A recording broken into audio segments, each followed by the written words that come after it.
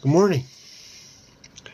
We are reading The Last Vampire by Christopher Pike.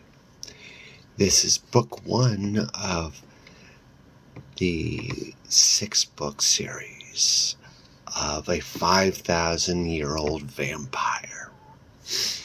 We are in chapter 10. Ray stirs as the sun descends toward the western horizon. I sit by the fax machine on the small table at the end of the living room sofa with the numbers Riley and Slim have provided for me. But I do not send Yaksha a message. Yaksha is his master.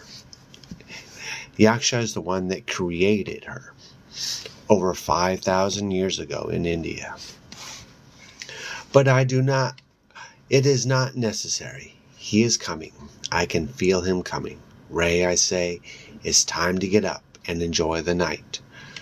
Ray sits up and yawns. He wipes the sleep from his eyes like a little boy. He checks the time and is amazed. I slept away the entire day, he says. Yes, I say. And now you have to go. I have decided. It is not safe for you here. Go to Pat. She loves you. He throws aside the blankets and pulls on his pants. He comes and sits beside me and touches my arm. I'm not going to leave you. You cannot protect me. You can only get yourself killed. If I get killed, then I get killed. At least I will have tried. Brave words, foolish words. I can make you leave. I can tell you things about myself that will make you run out of here cursing my name. He smiles. I do not believe that. I harden my tone, though it breaks my heart to treat him cruelly. But I've decided that my reasons for bringing him to my home are selfish. I must have it go, whatever it costs. Then listen to me, I say. I lied to you last night, even when I supposedly opened my heart to you. The first thing you must know is that your father is dead and that it was I, not Yaksha, who killed him. Ray sits back, stunned. You're not serious. I can show you where his body is buried. But you couldn't have killed him. Why? How? I won't answer your questions. I killed him because he called me into his office and tried to blackmail me with information he had dug up on me.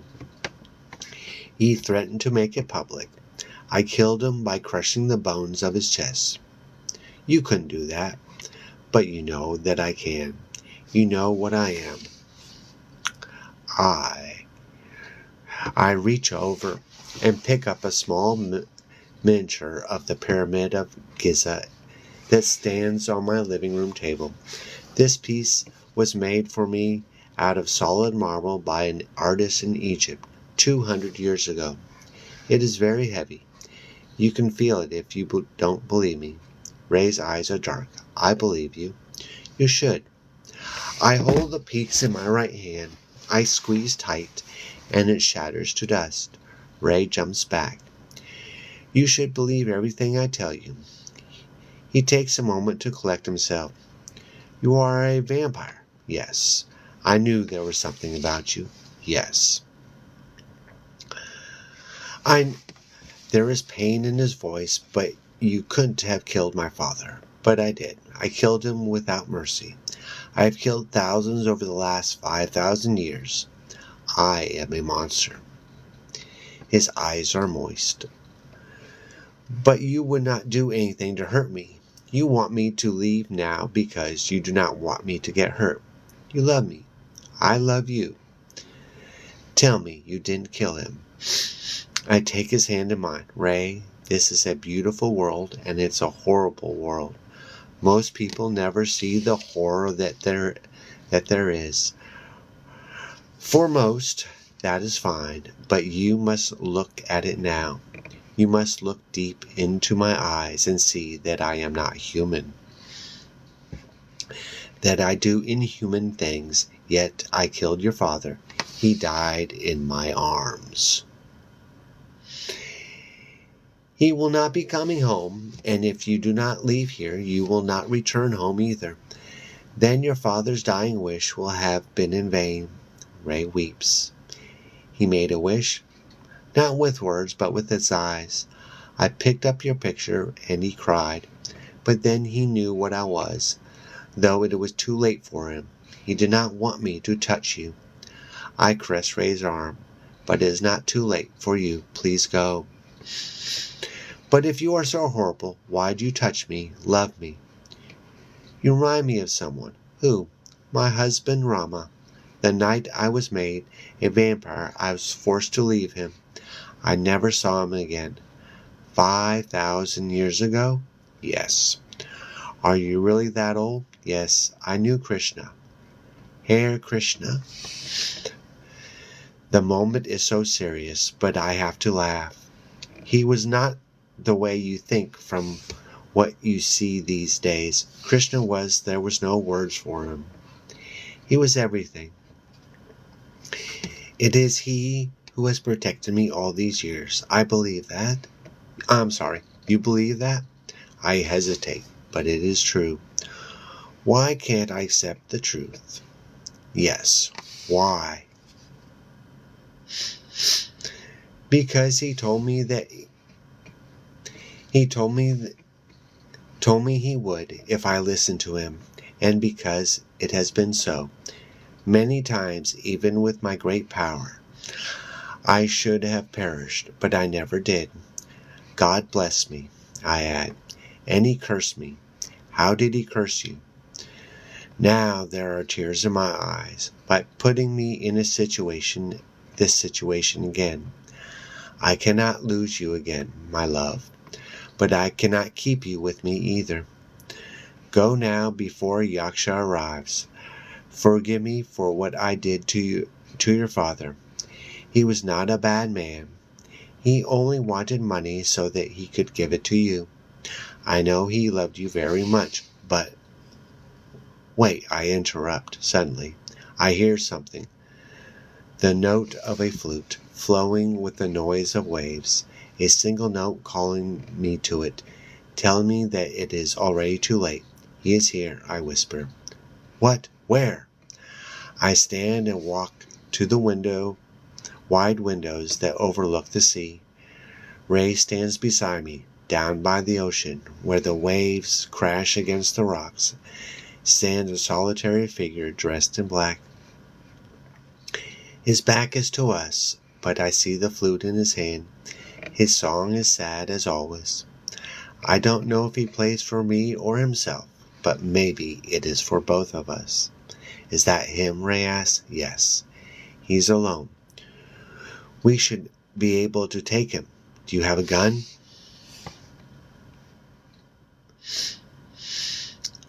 I have one under my pillow over there, but a gun will not stop him, not unless he was riddled with bullets.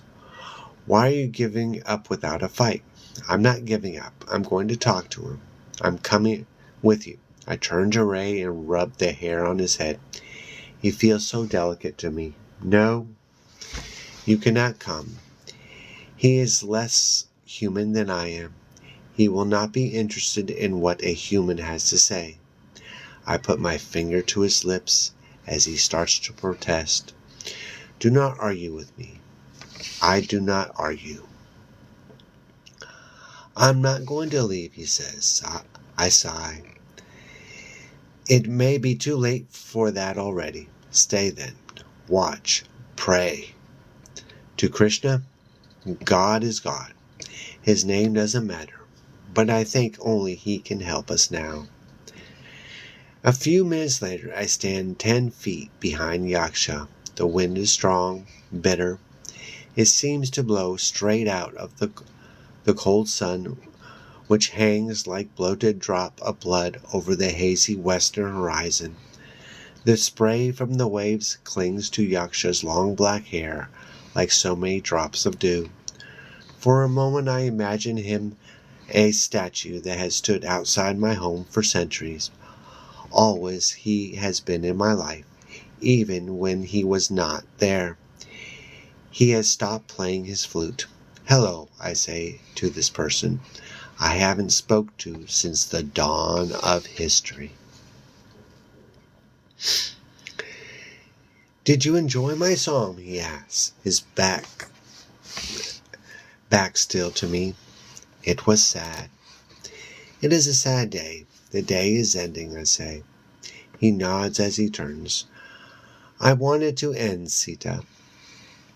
The years have not changed his appearance.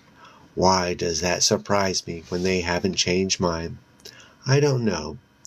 Yet I scrutinize him more closely. A man has to learn something in so many years, I think. He cannot be the beast that he was. He smiles at my thought.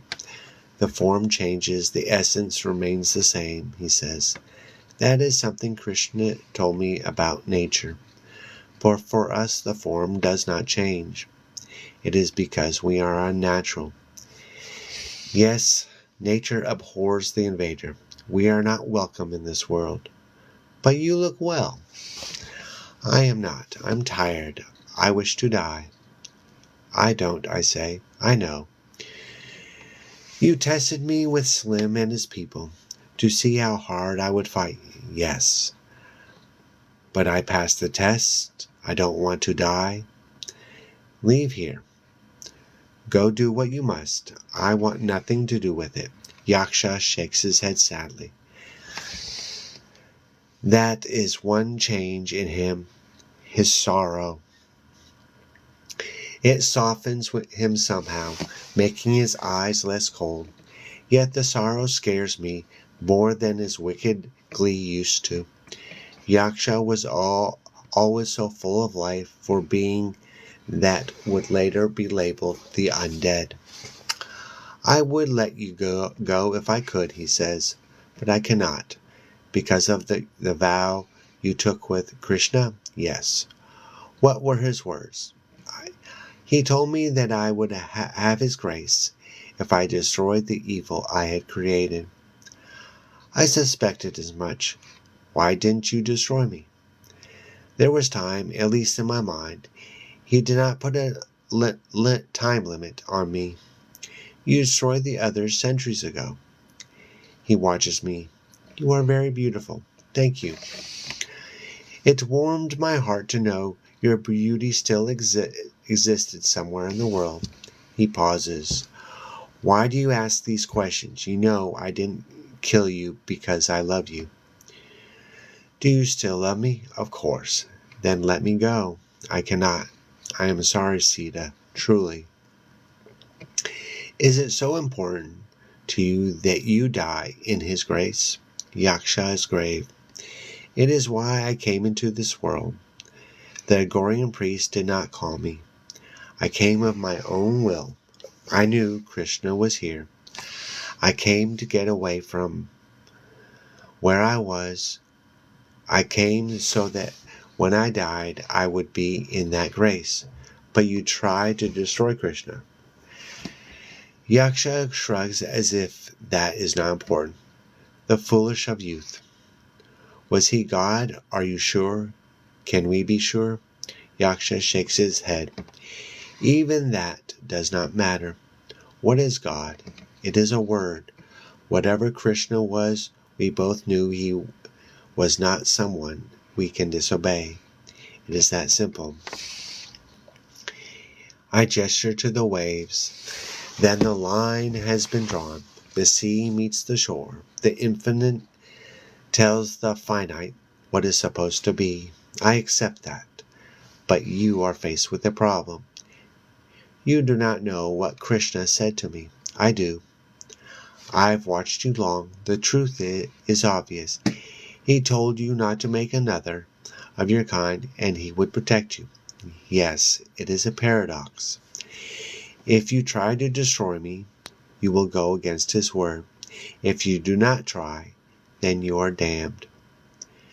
Yaksha is not moved by my words. He is a step ahead of me. He always was. He points to the house with his flute. Ray continues to stand beside the window watching us. I have watched you particularly close the last 3 days, he says. You love this boy. You would not want to see him die. My fear is a great and terrible thing in this moment. But I speak harshly. If you use that as a threat to force me to destroy myself, then you will lose Krishna's grace. It will be as if you struck me down with your own hands. Yaksha does not respond with anger. Indeed, he does seem weary. You misunderstand me. I will do nothing to you while you are protected by his grace. I will force you to do nothing. He gestures to a setting sun. It takes a night to make a vampire. I am sure you remember. When the sun rises again, I will come back for you, for both of you. By then you should be done. Then you will be mine. There is scorn in my voice. You are a fool, Yaksha. The temptation to make another of our kind has come to me many times in the long years, and always I have resisted it. I will not forsake my protection. Face it, you are beaten. Die and return to the black hell from where you came. Yaksha raises an eyebrow. I know I am no fool. Sita, listen. He glances toward the house at Ray and then raises the flute to his lips. He plays a single note piercingly high. I shake with pain as the sound vibrates through my body. Behind us I hear glass break. No, not just glass. The window against Ray is leaning. I turn in time to see him topple through the broken glass and plunge headfirst onto the concrete driveway 60 feet below. Grasp my arm as I move to run to him. I wish it did not have to be this way, he says. I shake off his hand. I have never loved you. You may yet have grace before you die, but you will never have that. He closes his eyes briefly. So be it, he says. I find Ray in a pool of blood and a pile of glass. His skull is crushed. His spine is broken. Incredibly, he is still conscious, although he does not have long to live. I roll him over on his back, and he speaks to me with blood pouring from his mouth. I fell, he says. My tears are as cold as the ocean drops on my cheeks. I put my hand over his heart. This is the last thing I wanted for you. Is he going to let you go? I don't know, Ray. I don't know. I lean over and hug him and hear the blood in his lungs as his breath struggles to scrape past it, just as the breath of his father struggled before it failed. I remember I told the man that I could not heal, that I could only kill.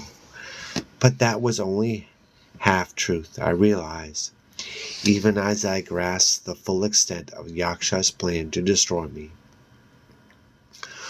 Once I used my fear to make me a vampire. Now he uses my love to force me to make another vampire. He is right.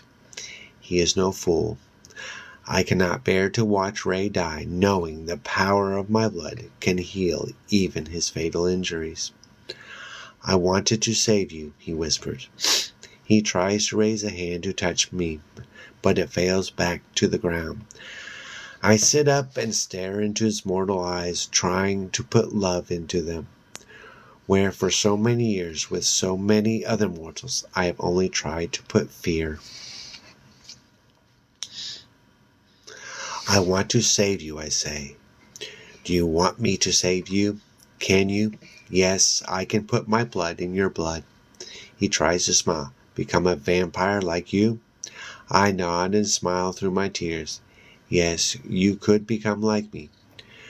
Would I have to hurt people? No, not all vampires hurt people. I touch his ruined cheek. I haven't forgotten Yaksha's words about coming for both of us at dawn. Some vampires love a great deal. I love. His eyes slowly close. He cannot finish. I lean over and kiss his lips. I taste his blood. I will have to do more than taste it to help him. You are love, I say, as I open our veins. Oh my goodness. What is going to happen? Think Ray's going to become a vampire? Most undoubtedly, yes. You think Yaksha's going to win? I doubt it. Ray's sleep is deep and profound, as I expect. I have brought him back to the house and laid him in front of a fire I built and wiped away his blood. Not long after his transfusion, while still lying crumpled on the driveway, his breath had accelerated rapidly and then ceased altogether, but it had not scared me because the same had happened to me and to Mataji. That was the one vampire she had made 5,000 years ago, and many others. When it had started again, it was strong and steady. His wounds vanished as if by magic. I am weak from sharing my blood, very tired. I anticipate that Ray will sleep away most of the night, and that Yaksha will keep his word and not return until dawn. I leave the house and drive in my Ferrari to Seymour's place. It is not that late. 10 o'clock. I do not want to meet his parents. They might suspect I have come to corrupt their beloved son. I go around the back and see Seymour through his bedroom window, writing on his computer. I scratch on his window with my hard nails and give him a scare.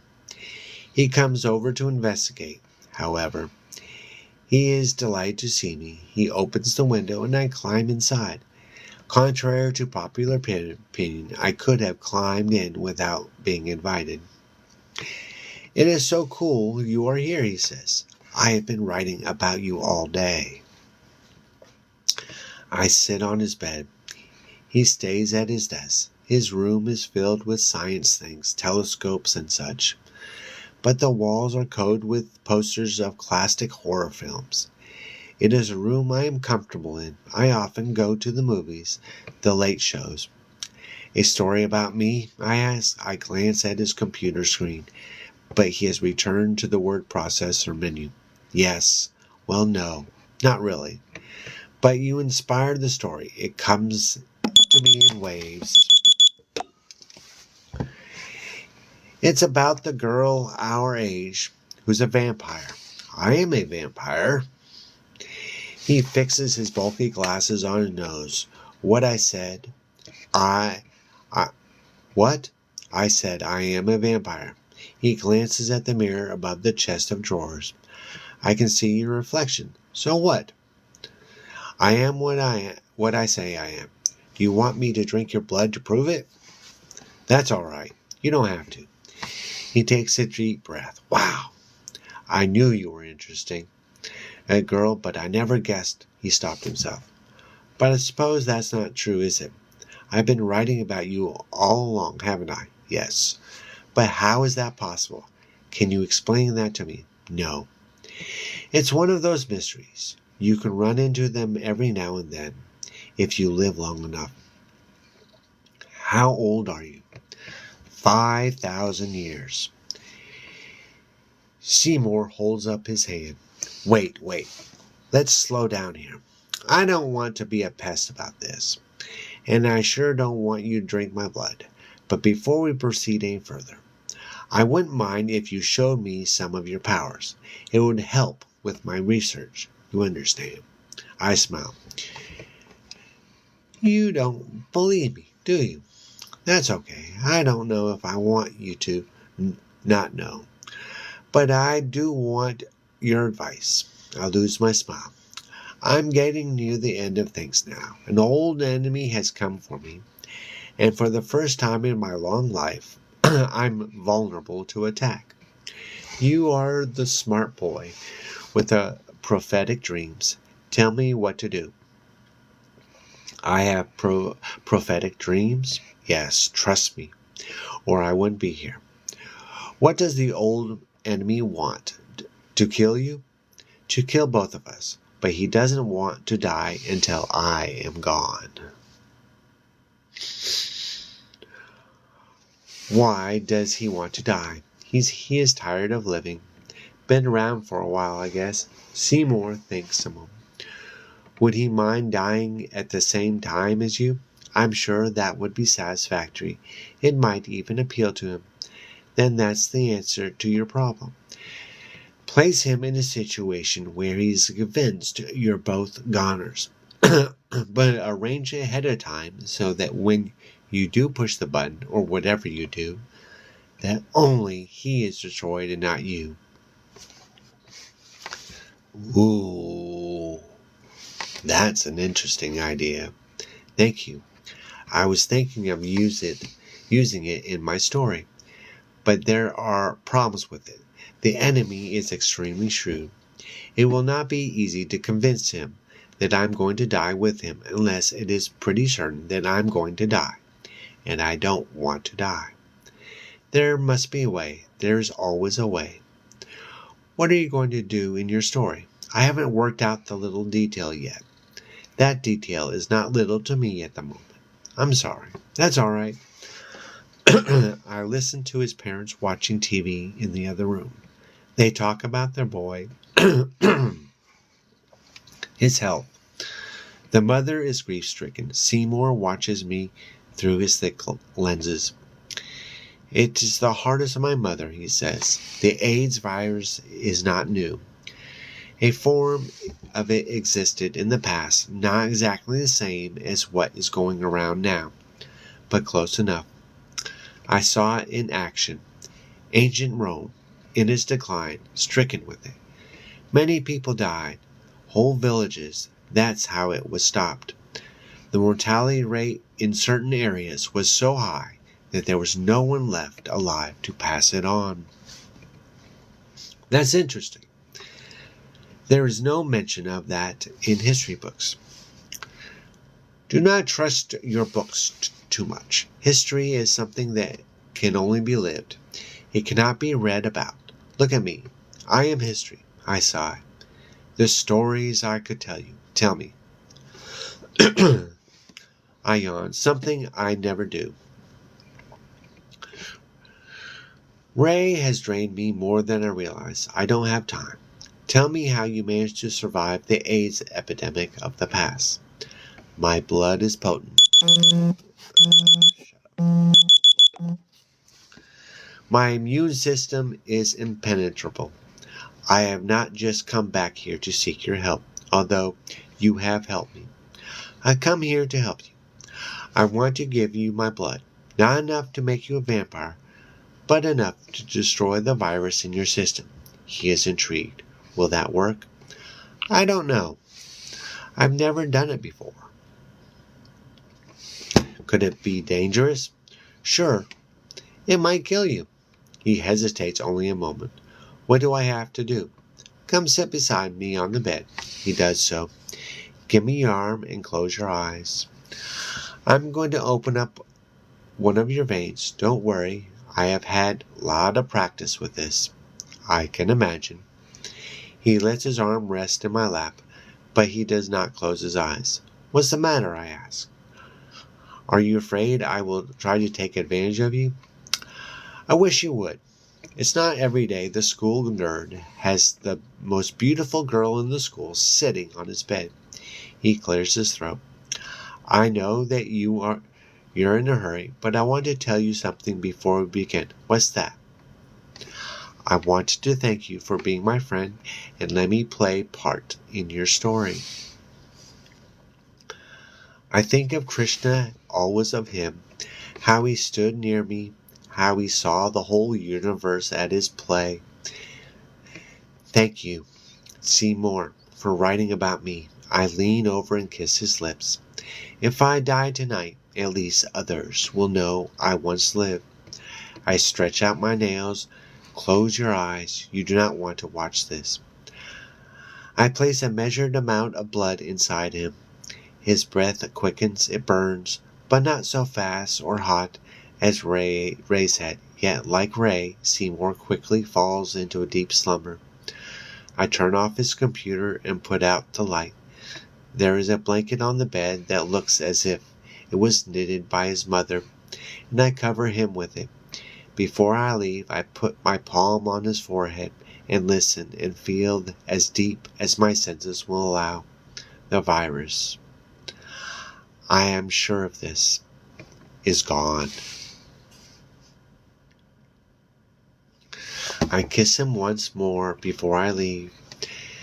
Give me credit if you get your story published, I whisper in his ear, or else there will be no sequels. I return to my car, giving out so much blood, taking none back in return. I feel weaker than I have in centuries. There will be no sequels, I repeat to myself. I start the car. I drive into the night. I have work to do. So what is she going to do? We are in chapter 12.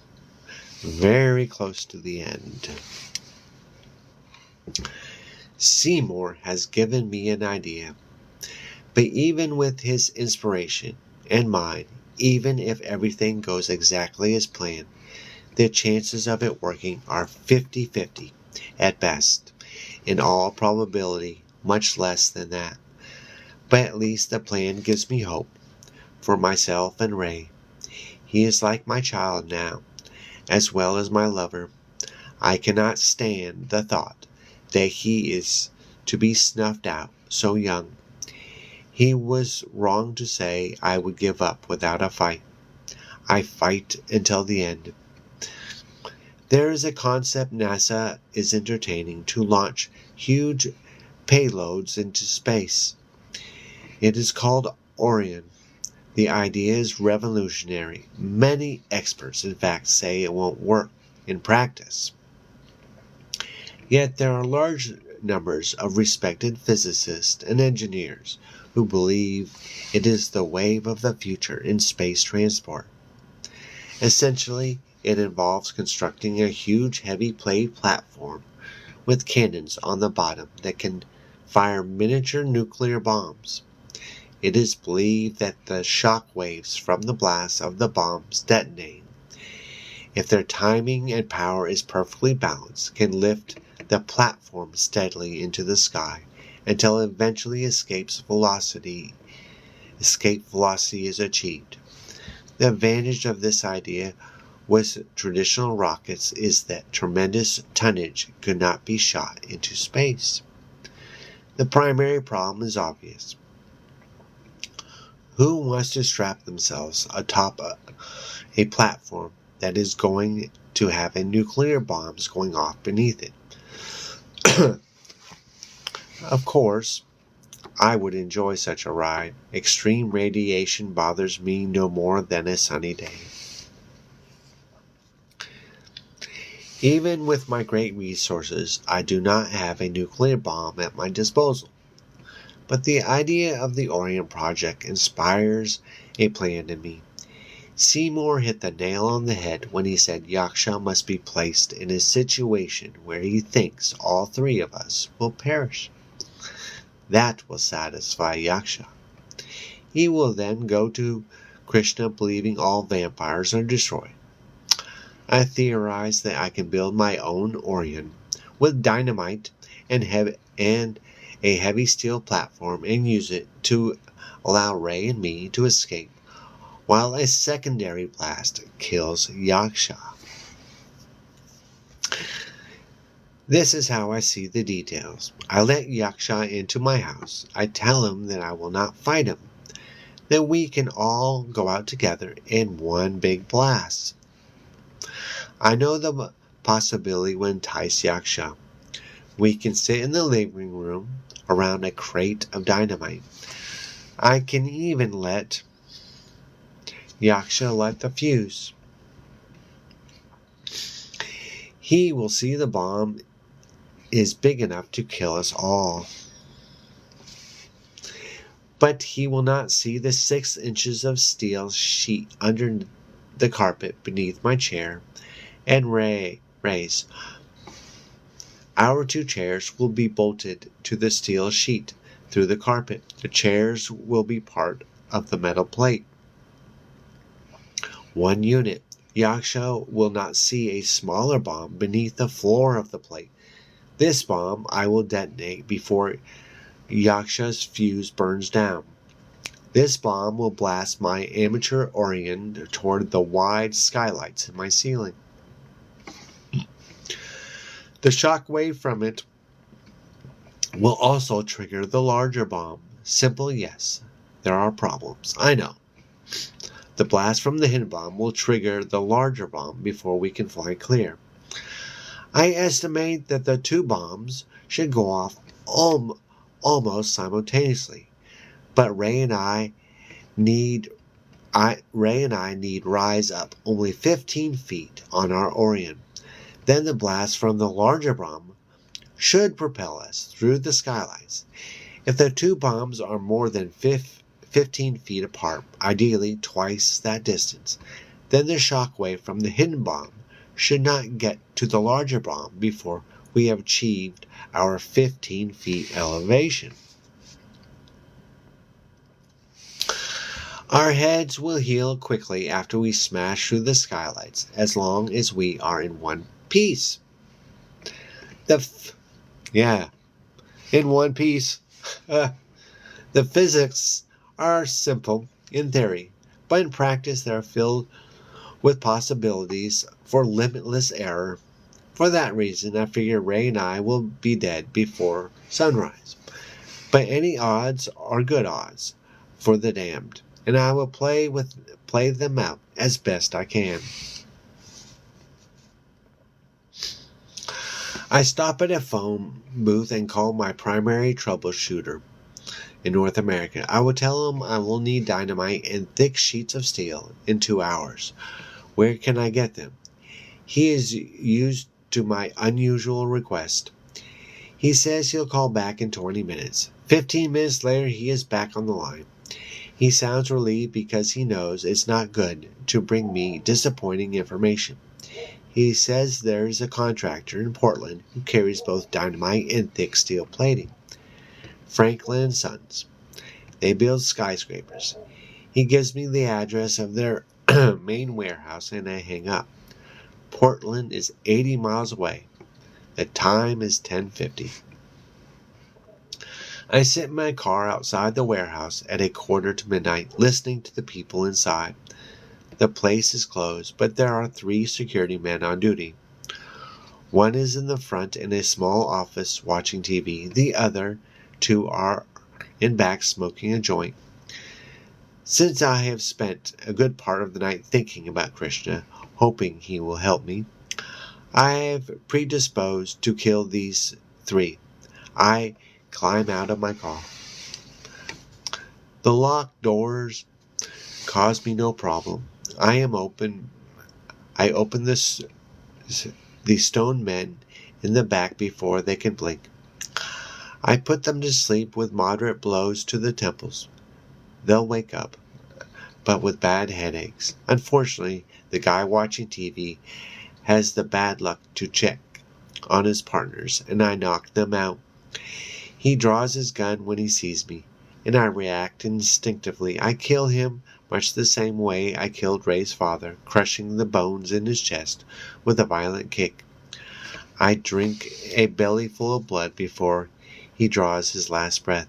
I am still weak. The dynamite is not hard for me to find with my sensitive nose. It is locked in a safe near the front of the building. Several crates of thick red sticks. There are detonator caps and fuses. Already, I've decided I will not be taking my car back to Mayfair tonight. I will need a truck from the warehouse to haul the steel sheets. The metal is not as thick as I wish. I will have to weld several layers together. I found a welding set to take with me. I guess in 5,000 years she has learned to weld. There are actually several suitable trucks parked inside the warehouse, the keys conveniently left in the ignition. I load up and back out of the warehouse. I park my Ferrari several blocks away. Then I am on the road back home. It is after 2 when I re-enter Mayfair. Ray is sitting by the fire as I come through my front door. He has changed. He is a vampire. His teeth are not longer or anything silly like that, but the signs are there. Gold specks deep in his once uniformly brown eyes, a faint transparency to his tan skin, a grace in his movements no mortal can emulate. He stands when he sees me. Am I alive? He asks innocently. I do not laugh at the question. I'm not sure if the answer is something as simple as yes or no. I step toward him. You are with me, I say. You are the same as me. When you met me, did you think I was alive? Yes. Then you are alive. How do you feel? Powerful, overwhelmed. My eyes, my ears. Are yours this way? Mine are more sensitive. They become more and more sensitive with time. Are you scared? Yes. Is he coming back? Yes. When? At dawn. Will he kill us? He wants to. Why? Because he feels we are evil. He feels an obligation to destroy us before he leaves the planet. Ray frowns, testing his new body, his vibrancy. Are we evil? I take his hands and sit him down. We don't have to be. Soon you'll begin to crave blood, and the blood will give you strength. But to get blood, you don't need to kill. I will show you how. He said he wants to leave this planet. He wants to die. Yes, he is tired of life. It happens. Our lives have been so long, but life does not tire me. I am so emotional around Ray. It amazes me. I have you to inspire me. He smiles, but it is a sad smile. It was sacrifice for you to save me. He takes my breath away. How did you know? When I was dying, I could see you were afraid to give me your blood. What happens when you do? Does it make you weak? I hug him. I'm glad that I can squeeze his body with all my strength and not break his bones. Don't worry about me. I saved you because I wanted to save you. Is my father really dead?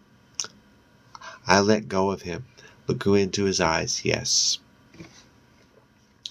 He has trouble looking at me even though he is a vampire now, a predator. Even though his thought processes have begun to alter. He didn't protest when I told him about the blood drinking, but his love for his father goes deeper than blood.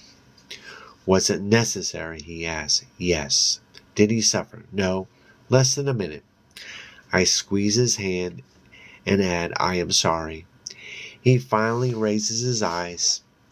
You gave me your blood, out of guilt as well? I nod. I had to give something back after what I had taken. He puts a hand to his head. He doesn't completely forgive me, but he understands, and for what I am, grateful. He still misses his father. He won't talk about it, he says. That is fine. I stand. We have much to do. Yaksha is returning at dawn. We cannot destroy him with brute force, even with our combined strengths. But we might be able to trick him. We will talk as we work. All right. I am going to stop. I'd like to thank everyone for joining me for The Last Vampire. And tomorrow, we will finish The Last Vampire. We'll be finishing up and find out what happens to Yaksha and Trista and Ray. And on a side note, I am the YA horror author of Vampire Juice. If you like YA mystery adventures with a splash of teen romance. This spooky and creepy, like Fear Street and Goosebumps. You may like Vampire Juice. Amanda and Sean stumble upon a mysterious can of juice while searching for Halloween costumes at a local store. Despite being kicked out by the sales clerk, they become obsessed with uncovering the truth behind the strange drink. With the help from some local bullies, they sneak back into the store through a crypt in the graveyard, only to find themselves in the midst of a spine-chilling adventure. And here's one review that I really love. This book sent me back to the days of Goosebumps and Are You Afraid of the Dark? I felt like the kid being sucked into the world of Halloween horrors.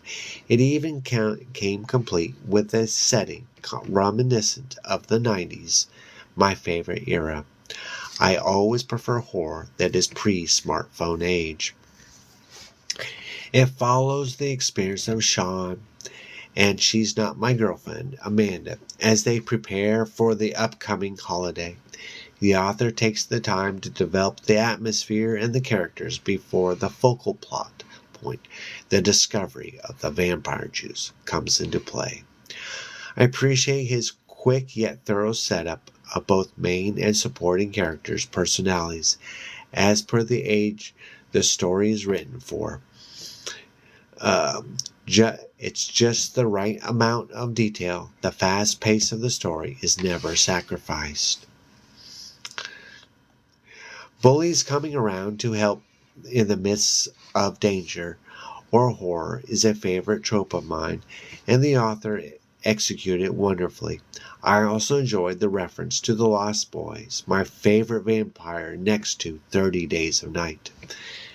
There was clear inspiration drawn from the movie in Vampire Juice, but with enough originality not to feel like a copy.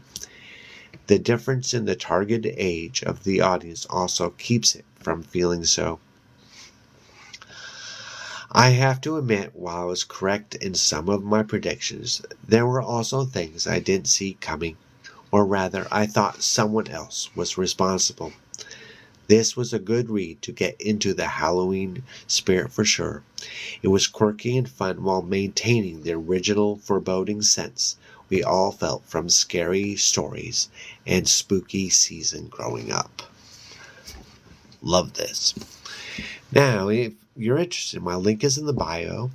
It's 99 cents until January 1st or Kindle Unlimited. Thanks for watching and see you tomorrow.